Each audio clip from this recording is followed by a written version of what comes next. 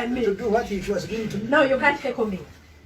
Let me tell you, when I listen to people like Andrew Mwenda, one of my biggest fears on shows like this is we come and sit here and talk ourselves into irrelevance. It doesn't make sense. We have to speak to the people who are our audience, who are listening to us, not to say what they want to hear, what they should be hearing. So if you sit here and go on about figures and figures, everybody, no one is that ignorant. We live in the era where technology and knowledge is at your fingertips. And the reason why I kept asking him, what's your point? Because I felt that he was making a point that, oh, we are doing so well, where we are doing badly, it should be expected, and Psalm 7 should rule another 60 years because we are doing so well. You give an example of America and South Korea. How many times have those people changed their rulers? Okay? Are you saying that because you build roads and people are better and we export more coffee and we expect... And I love discussions where we talk about the numbers of our growth and how we can do better. And I wish we didn't have to discuss who has knocked who with the border and which one who has been stopped from roads going here and there. I wish we could sit and discuss figures on how to develop this country. Unfortunately, we are in an election period and this is where we are. And when you start speaking about development of someone who has done so badly that some of the scorecards give him third poorest country in the world after 34 years, and then you want the people who he's ruling to think that we couldn't do better than that.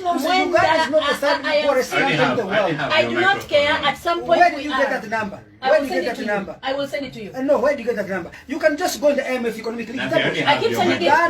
Send it to him. Moses, send it to him. Listen, out of 180. Okay, whatever we are. Whatever we are. Say Uganda is the third poorest country. Okay, Oscar, one day, I was paying school fees for my brother, and he was the 78th out of 82. And I told him, I struggle so hard to pay school fees for you. And he said, no, I wasn't 78th, I was 76th.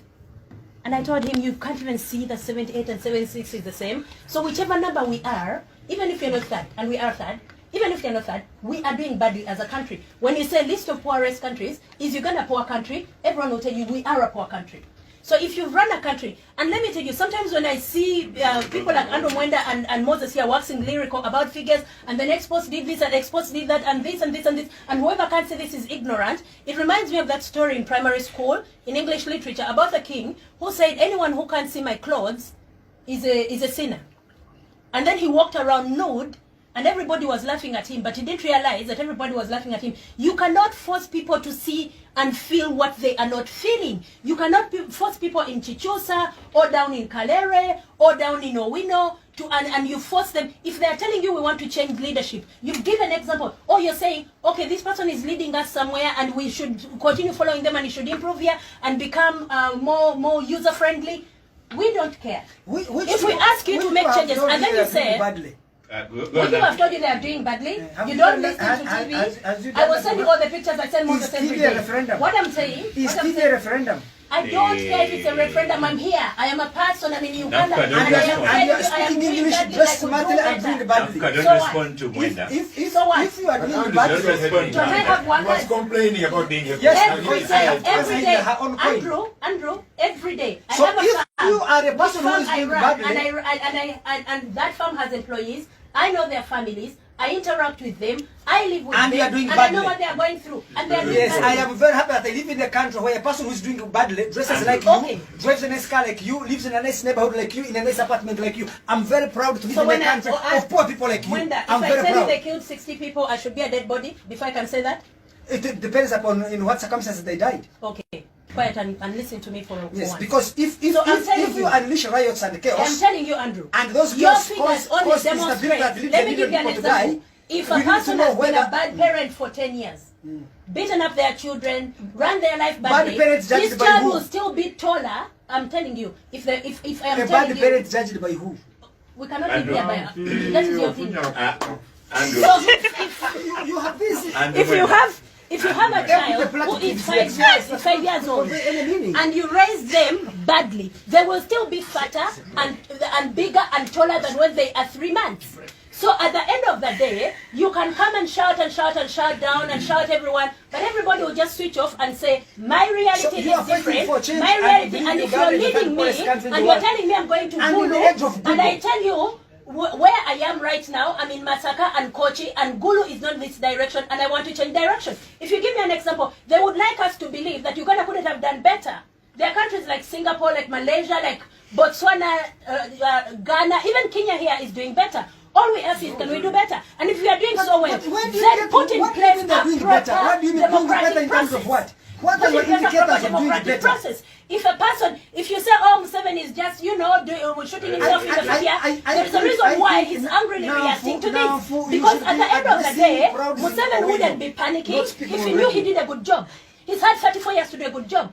He has done a shoddy job, and he knows this. And that is why, you know why democracy is. You give an example of America, and you say there are people lining up in America to buy food, for food, and they're hungry. Do you know what they just did last month? They changed their president so that they can do better. So if you're giving me examples of all these developments, which one, then let us put in place a proper democratic process where you're not beating up your opposition, where you're giving them a chance to elect their leaders. And if you did so well and so well, throw them those numbers, and they'll make their better choice. But this is not you are making. On what basis? Do not kill them to choose you. No, don't do not kill them to choose you. So you are suggesting that and let me tell you, about change of leaders? If imports were doing so well and exports were doing so well and your numbers were working, you wouldn't be shooting people in the streets to force them to elect you. You wouldn't be putting processes in place to try and inflict all the pain on Ugandans to stay in power. You wouldn't cling on to power with nails in the door. You really cared about Ugandans, out there, you would not be holding rallies and congesting people in one places and infecting them with COVID in order for them to die. If you make the platform equal,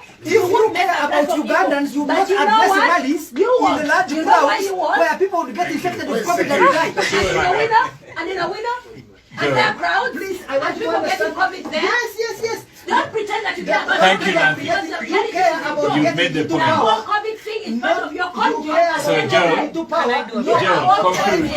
You are all con men, and let me tell you, Andrew Mwenda, you've been part of the looting hegemony in this country, and for that reason you're here on air to come and loot some more money from government to try and make you speak that way and try and make the government. All right, so